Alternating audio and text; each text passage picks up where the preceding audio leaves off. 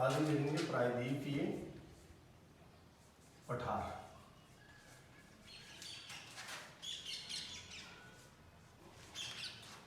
प्रायद्वीपीय पठार क्योंकि इस पठार पर विभिन्न पहाड़ियों की उपस्थिति, विभिन्न नदियों का बहने की वजह से ये पठार कई छोटे छोटे पठारों में विभक्त रहता है।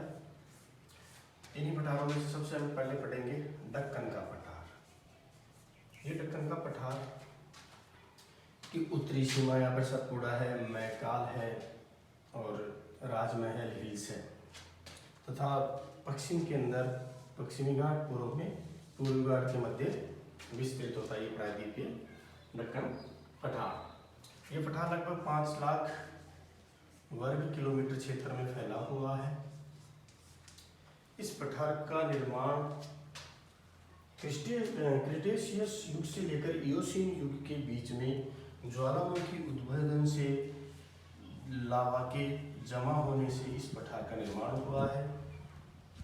इस पर बेसाल्ट की चट्टानें मिलती हैं और इसकी लावा की सबसे ज़्यादा मोटाई मुंबई के पास है, लगभग 2000 मीटर। और जैसे जैसे हम आंतरिक भाग की ओर चलते हैं, उत्तर पूर्व दक्षिण की ओर, तो इस बेसाल्ट चट्टानों की लावा की मोटाई कम होती जाती है, लगभग 50-60 मीटर रह जाती है नागपुर के पास जाकर के।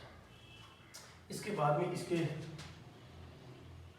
इस लावा पठार की वजह से इसके अपरदन से काली मिट्टी का निर्माण होता है और काली मिट्टी कॉटन की फसल के लिए सबसे महत्वपूर्ण है, इसलिए इसको ब्लैक कॉटन सॉइल भी बोला जाता है इस पठार पर जो मिट्टी रहती है पठार के पास।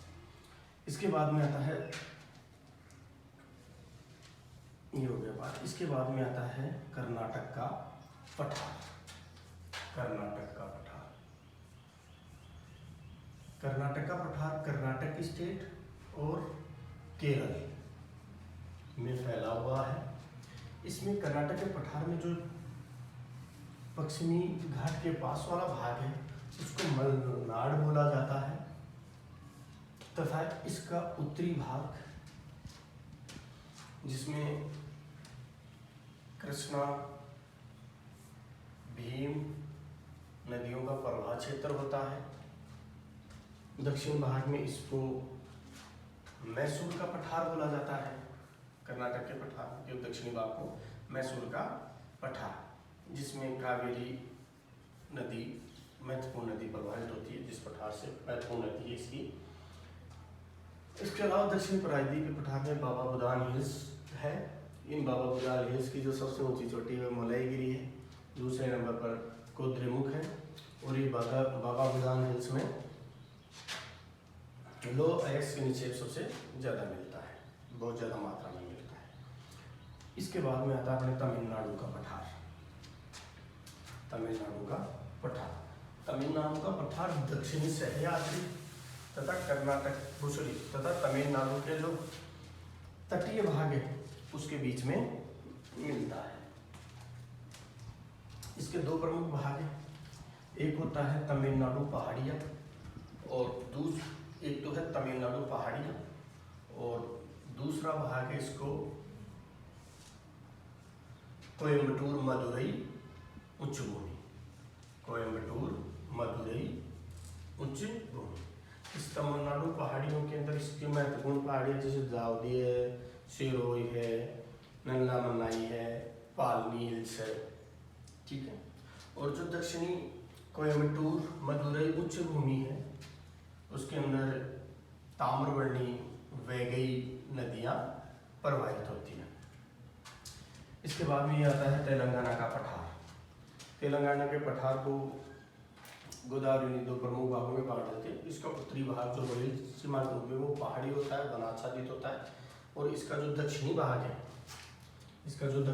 है, उस दक्षिणी भाग उर्मिल मैदान की तरह होता है। इसके बाद में आता है दंडकारण्य। दंडकारण्य छत्तीसगढ़, उड़ीसा और आंध्र प्रदेश में फैला हुआ है। इसमें बस्तर का पठार है और जिसमें राजराडल्ली आदि महत्वपूर्ण जो खनन केंद्र इसके अंदर ही स्थित है। इसके बाद में सबसे महत्वपूर्ण जो पठार आता है वो है छोटा नागपुर का पठार, जो कि झारखंड और पश्चिम बंगाल में है। इस छोटा नागपुर के पठार में भ्रंश घाटी है जिसमें दामोदर नदी प्रवाहित होती है, और ये इसमें वन संपदा की दृष्टि से और खनिज संपदा की दृष्टि से सबसे महत्वपूर्ण होता है छोटा नागपुर का पठार। इसमें गोंडवाना काल के कोयले के निक्षेप भी मिलते हैं। इसमें हजारीबाग, रांची पठार, कई छोटे छोटे पठारों में होता है। और ये इसके अंदर प्रायद्वीप पठार की जो निःशुल्क ग्रेनाइट की चट्टानी है उस वही इस पूरे प्रायद्वीप पठार की इस भाग में भी है। इसके बाद में छोटा नागपुर का मैदान वो उत्थित संप्राय मैदान का उदाहरण भी है। हिमालय के निर्माण के दौरान कई इसमें नवोन्मेष हुए, उस समय इनमें भी हुआ है। इसके बाद में ये जो मेघालय का पठार है ये झारखंड में जो छोटा नागपुर पठार है उसी से मिलता जुलता है, परंतु यहाँ मालवा गैप के द्वारा ये इससे मुख्य भूमि से अलग रहता है।